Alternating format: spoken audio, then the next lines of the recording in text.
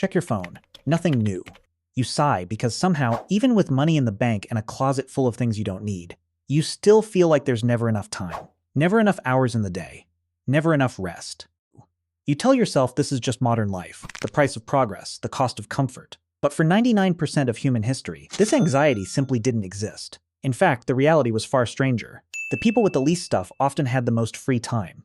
Sit with that for a second. How is it possible that a person living in a grass hut with no refrigerator, no salary, and no retirement plan could have more leisure hours in a week than a billionaire running a tech empire? Your brain wants to call this primitive, backwards, poor. But anthropologists who actually went and lived among hunter-gatherer societies came back with numbers that broke that assumption completely. Let's start with the myth your brain was built to believe. For centuries, Western thinkers painted prehistoric life as a constant, miserable scramble. The philosopher Thomas Hobbes famously called it nasty, brutish, and short, a phrase that decoded simply means ugly, violent, and overfast. This idea became baked into how modern people picture the past: hungry, cold, desperate. Every waking hour spent just trying not to die. It's a comforting story, actually, because it implies that everything you sacrifice today, your sleep, your weekends, your sanity, is the price of escaping that nightmare. But what if the nightmare was never that bad to begin with? In the 1960s, an anthropologist named Richard Lee decided to actually test this assumption instead of just assuming it. He traveled to the Kalahari Desert in southern Africa and lived among the Sand People, a hunter-gatherer society that had survived almost entirely outside the modern economy.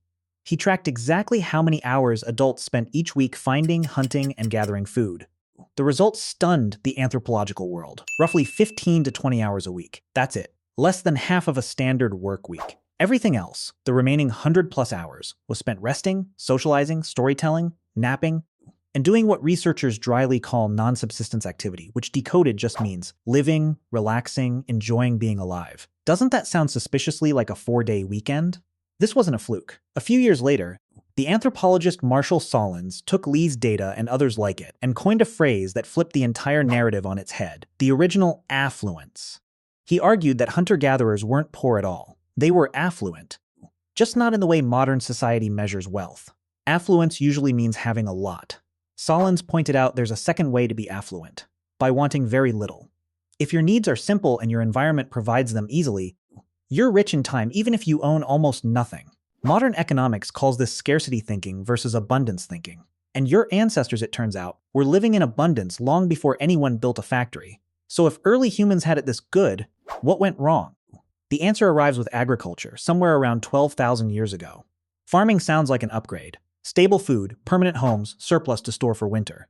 But here's the twist almost nobody tells you. Farming actually meant more labor, not less. Planting, weeding, irrigating, harvesting, defending stored grain from thieves and pests. Agricultural life demanded brutal, repetitive hours that hunting and gathering never required. The biologist and writer Jared Diamond went so far as to call the agricultural revolution the worst mistake in the history of the human race, arguing that it traded leisure and dietary diversity for backbreaking toil and, ironically, worse nutrition for most people. More food. More work. Less freedom. Civilization didn't free humanity from labor. It invented labor as a permanent condition. And this pattern wasn't some one-time fluke limited to one desert tribe decades ago. Could it still be true today?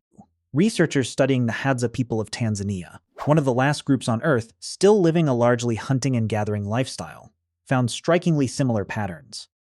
The anthropologist Frank Marlowe spent years documenting Hadza time use and found their workloads matched what Lee discovered among the Sand decades earlier. Moderate hours of active subsistence work, balanced by long stretches of rest, social bonding, and idle time. No bosses. No deadlines, no emails waiting at 11 p.m., just work when the work needs doing, and rest when it doesn't. The rhythm followed the sun, not a spreadsheet. Now hold that image next to a modern millionaire. Someone who, by every material measure, won at life. A mansion. Multiple cars. A net worth most people can't fathom. And yet, study after study on executive burnout shows the same exhausting pattern. Constant connectivity, chronic sleep deprivation, an inability to switch off, a calendar packed from 6 a.m. to midnight. Why does more money so rarely buy more rest? Because somewhere along the way, your brain's relationship to enough got broken. Hunter-gatherer societies operated on what's sometimes called a satisficing mindset. Decoded. That means, get what you need, then stop. Once the Sand had enough food for the day, hunting stopped. There was no instinct to stockpile beyond necessity, because the environment was reliably abundant and tomorrow could be solved tomorrow. Modern capitalism runs on the opposite logic: maximizing, not satisficing. There's always more to chase: more revenue, more followers, more square footage, more hours billed. The goalpost doesn't just move, it was designed to never stop moving. This is the cruel irony hiding inside the so-called luxury of modern wealth. Your ancestors didn't have refrigerators, but they also didn't have the anxiety of an inbox that refills itself the second you empty it. They didn't have insurance plans, but they also didn't lie awake calculating whether they'd worked enough hours to justify resting.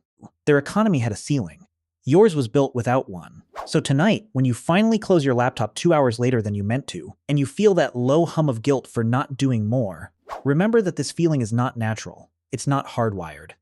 It's not the price of being human. It's the inheritance of a system that replaced 15-hour work weeks with 80-hour ones, then convinced you that the trade was progress. The hunter-gatherer in your DNA never agreed to that deal. Somewhere in your nervous system, it's still waiting for the moment the work is simply done, so it can finally rest the way it was built to.